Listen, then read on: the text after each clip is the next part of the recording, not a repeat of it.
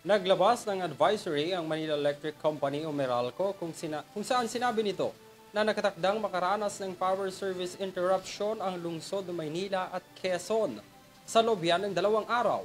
Nagbabalik sa detalye ng balita si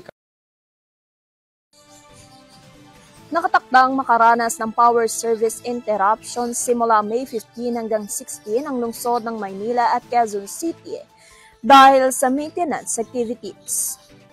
Nakatakdang makaranas ng power service interruption sa May 15 hanggang 16 ang ilang bahagi ng Manila at Quezon City dahil sa nakatakdang maintenance activities.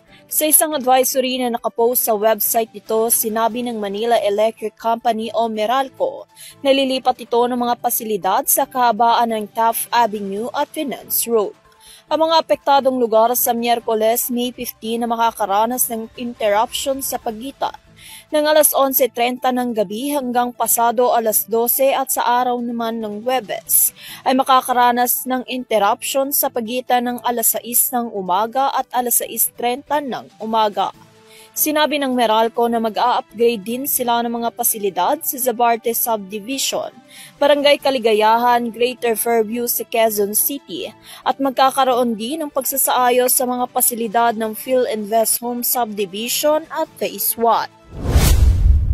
Para sa URTV News, Catherine Landicho, sumasaludo sa bawat Pilipino.